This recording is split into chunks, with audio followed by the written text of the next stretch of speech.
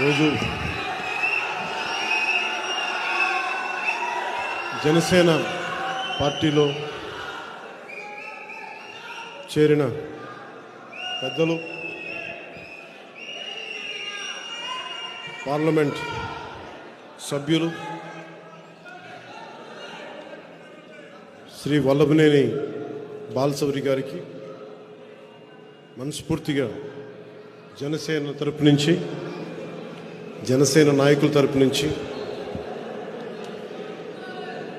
జన సైనికులు వీరమహిళల తరపు నుంచి మనస్ఫూర్తిగా మీకు ఆహ్వానం పలుకుతున్నాను.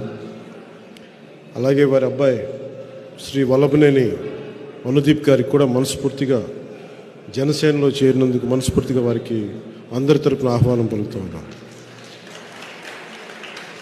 బయట ముందుగా ఇక్కడ ఉన్నవారు కాకుండా బయట రోడ్డు మీదంతా వేలాదిగా వచ్చిన మన యువతకి, మన జన సైనికులకి, ఆడపడుచులకి, వీర మహిళలకి, బయట బాలశౌరి గారి కోసం మద్దతుకు వచ్చిన మీ అందరికీ ప్రత్యేకించి నా హృదయపూర్వక నమస్కారం.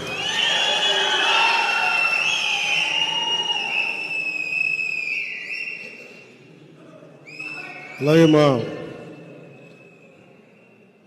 గుంటూరు, విజయవాడ నుంచి వచ్చిన నా సన్నిహితులు, మా నాయకులు, ఇక్కడికి వచ్చిన జన సైనికులకి, మా గాదే వెంకటేశ్వరరావు గారికి, శ్రీనివాస్ యాదవ్ గారికి, మా విజయవాడ నాయకులు అమిశెట్టి వాసు గారికి, మండల రాజేష్ గారికి కూడా ప్రత్యేకించి హృదయపూర్వక నమస్కారాలు.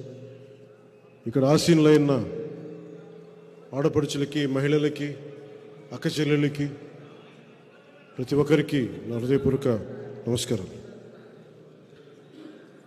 మంచితనానికి మారు పేరు, నిజాయితీకి నిలువెత్తు పేరైన జగన్మోహన్ రెడ్డి గారి ఆధ్వర్యంలో నడుస్తున్న రాష్ట్ర ప్రభుత్వం వారి బాధనే వర్ణనాతీతం.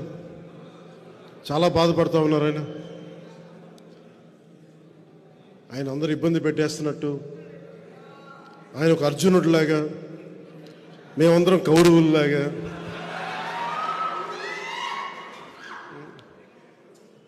ప్రజలే గాంధీవం అని, ప్రజల ఆయుధాలని, ప్రజలే శ్రీకృష్ణుడు, ఇట్లా కూర్చోబెట్టి మాట్లాడుతున్నా చాలా ఆశ్చర్యంగా ఉంటుంది.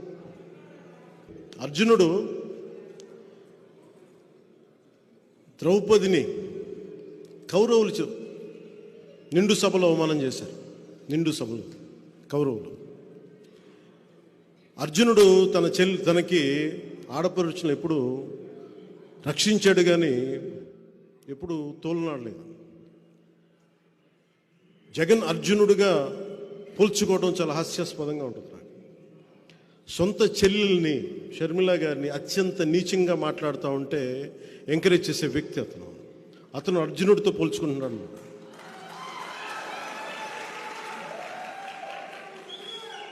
అసలు ఆలోచించుకోవాలి మాట్లాడబోయే ముందు. పాపం సొంత చెల్లెలు గౌరవం ఇవ్వని వ్యక్తి ఈ రాష్ట్ర ముఖ్యమంత్రి. సొంత చెల్లెలు, తోబుట్టు, సొంత చిన్నాయిన్ని నిర్దాక్షిణ్యంగా చంపేశారు. వాళ్ళని వెనకేసుకొచ్చే వ్యక్తి.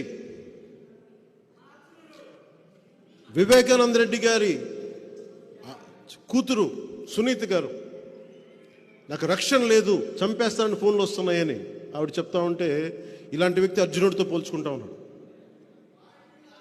ఎవరు కౌరవులో ఎవరు అర్జునులో ఆ స్థాయికి నేను మహాభారతం మాట్లాడలేదు. ఇది కలియుగం. ఇది కలియుగం. మొదటి పాదం, రెండో పాదం నాకు తెలియదు, కానీ మనం ఎవరం కూడా శ్రీకృష్ణుడితోటి, అర్జునుడితోటి, కౌరవులతోటి పోల్చుకోవద్దు. మీరు జగన్, మీది వైసీపీ, మేము పవన్ కళ్యాణ్, మా జనసేన. ఎవరు మంచివాళ్ళు, ఎవరు నిలబడేవాళ్ళు, ఎవరు ప్రజలకు అండగా ఉండేవాళ్ళు, ఎవరు దోపిడీ చేసేవాళ్ళు ప్రజలకు బాగా తెలుసు. ప్రజలు నిర్ణయిస్తారు. స్వాగతం చెప్పుకోవాల్సిన అవసరం లేదు. నేను ఇన్ని రోజులు కూడా, ఏ రోజున కూడా ఆయన తగ్గించి ఎప్పుడు మాట్లాడు. సొంత చెల్లికి గౌరవం ఇవ్వని వాడు మన ఇంట్లో ఆడపడుచులకి, మన తల్లికి, మన ఇంట్లో ఆడపడుచులకి గౌరవిస్తాడని నేను అనుకోను, ఆశించను కూడా. ఇందాక పెద్దలు బాలశౌరి గారు చెప్తూ ఇంత వ్యక్తిగతంగా దిగజారిపోయే తిట్లు ఇన్ని ప్రభుత్వాలు వచ్చినాయి. మాటకి మాట ఉంటుంది, విమర్శకు ప్రతి విమర్శ ఉంటుంది. ఇంత దిగజారి చేసిన రాజకీయం దాదాపు భారతదేశంలో ఎక్కడా లేదేమో. వైసీపీ ఉన్న చోటే దిగజారుతనం ఉంటుంది. ఇది మారి నన్ను ఎన్నిసార్లు తిట్టినా, వ్యక్తిగతంగా ఎన్ని రకాలుగా మాట్లాడినా, ఎందుకు బాధ్యతతో ఉంటానంటే వచ్చే తరానికి ఎంతో కొంత విలువలతో కూడిన రాజకీయం చూపించడానికి. నేను మాట్లాడితే పవర్ స్టార్ అంటే పవర్ లేని వాడికి పవర్ స్టార్ బిరుదు ఎందుకు అంటే అలాగే నేను సినిమాల్లోనే పవర్ స్టార్ అనే పదం వాడిన. ఎప్పుడు ఎందుకు వాడినంటే నాకు వ్యక్తిగతంగా నన్ను ప్రజల మనిషి అనుకోవటం ఇష్టం, కానీ నన్ను పవర్ స్టార్ అనే పదం నాకు ఎబ్బెట్టిగా ఉంటుంది నాకు నిజంగా చెప్పాలంటే. ఎందుకంటే ఎప్పుడు కూడా నేను నా నిర్దేశకత్వంలో ఉన్న సినిమాలు, నా కంట్రోల్లో ఉన్న సినిమాలకు ఎప్పుడు కూడా నేను పవన్ కళ్యాణ్ సింపుల్గా ఎనీ అదర్ హీరోలాగా, యాక్టర్లాగా పేరు ఉంటుంది తప్ప ఆ టైటిల్ కూడా పెట్టుకోవడం నాకు ఇష్టం ఉండదు. ఇది ఎందుకు చెప్తున్నానంటే నేను ప్రజల మనిషిగా ఉండటానికి ఇష్టపడతాను తప్ప ముందున్న బిరుదులకి నేను పెద్ద ఇష్టపడతాను. మీరు గుండెల్లో ఈ నేల కోసం, మన భారతదేశం కోసం ఈ వ్యక్తి కష్టపడి పనిచేస్తాడని మీ గుండెల్లో అనుకుంటే చాలు. నాకు అదే పెద్ద నాకు బిరుదు. అదొక్క మాట చాలు నాకు. అందుకని నా విన్నపం కూడా ప్రజల కోసం పనిచేసే ఒక కూలీ అనుకోండి. నేను పవర్ స్టార్ కంటే కూడా ప్రజల కోసం పనిచేసే కూలీ అంటే నేను ఎక్కువ సంతోషిస్తాను. అలాగే నాకు భయాలు లేవు. నాకు భయాలు లేవు. నేను తప్పు చేస్తేనే భయపడతాను. నాకు ఆశలు లేవు, పదవుల మీద అత్యాశలు లేవు. ప్రజలకి నిలబడాలన్న ఒక ఆకాంక్ష తప్ప ఏ రోజు కూడా అడ్డగోలుగా పిచ్చి పిచ్చిగా మాట్లాడి అడ్డదారులతోకి అధికారం సంపాదించాలి అని నేను ఎప్పుడు అనుకోను. అలాంటి ప్రయాణంలో ఉండగా ఒక అనుభవజ్ఞుడు, విశిష్టమైన అనుభవంతో పార్లమెంటేరియన్గా ఉంటూ ఆయన ఈ రోజున జనసేన పార్టీలో జాయిన్ అవ్వడం నిజంగా బాలశౌరి గారు మనస్ఫూర్తిగా నాకు నా కృతజ్ఞతలు తెలియజేసుకుంటా ఉన్నాను. ఆయనతోటి అనేక సందర్భాల్లో చాలా గంటలు గడిపాను. చాలా గంటలు గడుపుతున్నప్పుడు ఆయన ఒక పోలవరం ప్రాజెక్టు మీద కానీ, ఆంధ్రప్రదేశ్కి రావాల్సిన నిధులు కానీ, ప్రాజెక్ట్స్ కానీ, ఆయన విజన్ చాలా అద్భుతంగా అనిపించింది నాకు. ఇలాంటి వ్యక్తి బలంగా ఇంకొకసారి జనసేన తరపు నుంచి పార్లమెంట్కి అడుగు పెట్టాలని నేను కూడా అందరిలాగా అనుకుంటా ఉన్నాను. వారికి మనందరం సంపూర్ణమైన మద్దతు ఇచ్చేలాగా అందరం ముందడుగేస్తాం. జగన్ గారు మాట్లాడితే సిద్ధం సిద్ధం సిద్ధం అని చెప్తా ఉన్నారు ఆయన. ఇది నేను మొన్న రెండు సందర్భాలు చెప్పి ముగిస్తాను. ఒకటి, సిద్ధం సిద్ధం అని చెప్పి ఊరంతా, రాష్ట్రం అంతా పోస్టర్లు. దేనికి సిద్ధం? సిపిఎస్ దేనికి? ఇందాక బాలశౌరి గారు మాట్లాడుతూ ఉంటే నేను అబద్ధమే చెప్పనన్నారు ఆయన. చెప్పేదే అబద్ధాలైనా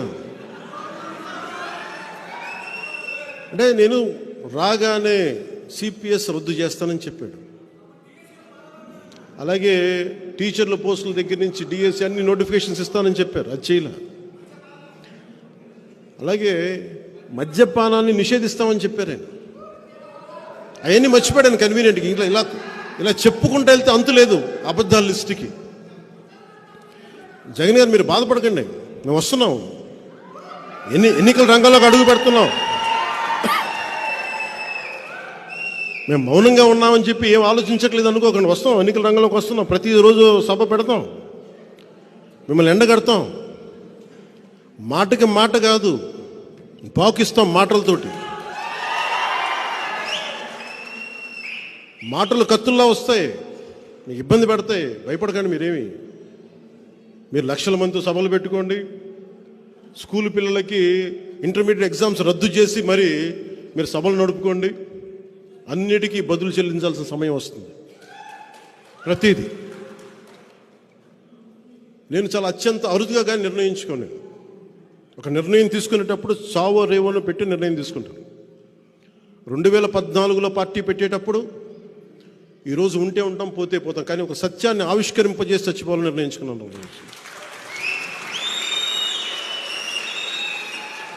అలాగే పార్టీ పెట్టాను, అలాగే పార్టీని నడుపుతున్నాను.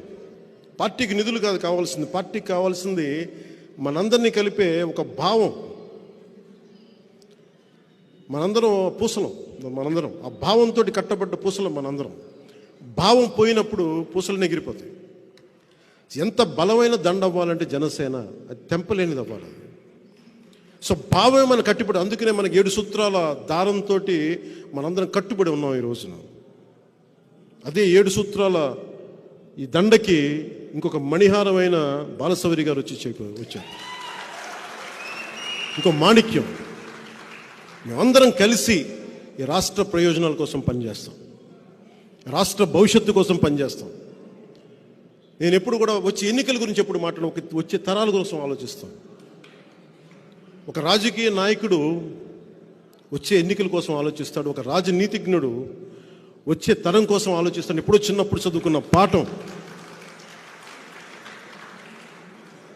అది ప్రభావం అయ్యి ఎప్పుడు మాట్లాడితే ఒక తరం కోసం ఆలోచించే వాళ్ళని తప్ప ఒక ఎన్నికల కోసం ఆలోచించట్లా. మొట్టమొదటిసారిగా 2014 నుంచి 2019 వరకు ఎప్పుడు కూడా నేను తగ్గే మాట్లాడాను. ఇప్పుడు కూడా మీకు నేను తెలియజేసుకుంటుంది కూడా 2024 ఎన్నికల్లో మనం జనసేన తెలుగుదేశం ప్రభుత్వాన్ని స్థాపిస్తున్నాం. కష్టం, పోరాటం చేయాలి, విజయం తేలికేం కాదు. జగన్ ఎన్ని మోసాలు చేసినా, ఎన్ని మాయలు చేసినా వాటన్నిటిని అధిగమించి మనం ప్రభుత్వాన్ని స్థాపించాలి. ఈ అలయన్స్లో కొంచెం కష్టంగా ఉంటుంది. సిపిఐ, సిపిఎం, బిఎస్పి లాంటి పార్టీలతోటే సీట్లు సర్దుబాటు జరిగినప్పుడు చాలా కష్టంగా ఉంటుంది వాళ్ళతోటి కూడా. అలాంటిది వెంటనే ఇంకా సీట్లు నిర్ణయించలేదు. ఏదంటే ఏమేసినా జనసేన చాలా బలమైన పాదముద్ర వేస్తుంది అసెంబ్లీలో. దాంట్లో భాగంగానే ప్రతి సీటు కూడా గెలిచే సీట్ అవ్వాలి. ఎంతని కాదు, ఎన్నని కాదు, గెలిచేది ప్రతిదీ కూడా తక్కువలో తక్కువ 98% స్ట్రైకింగ్ రేట్ ఉండాలి.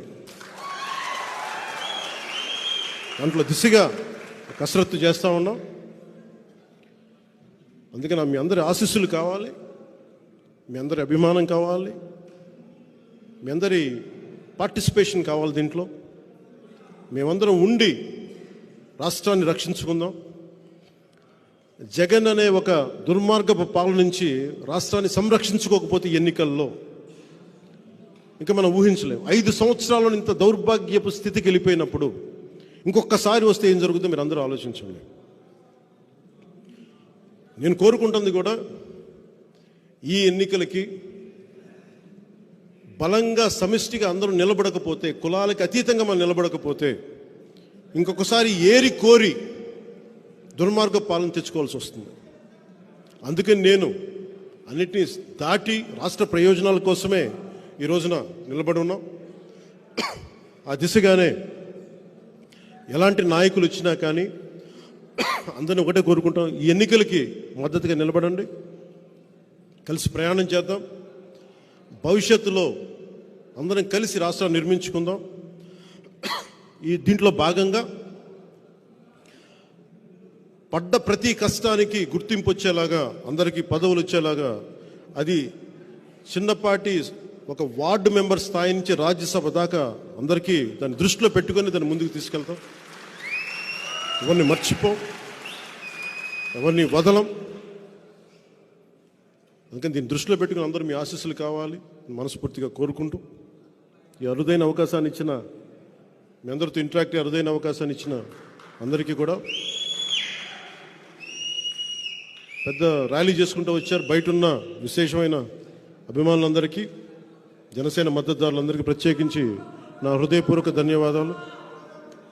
అలాగే పెద్దలు బాలసౌరి గారికి, వారి అబ్బాయి అనుదీప్ గారికి, ఇక్కడికి వచ్చిన విశిష్టమైన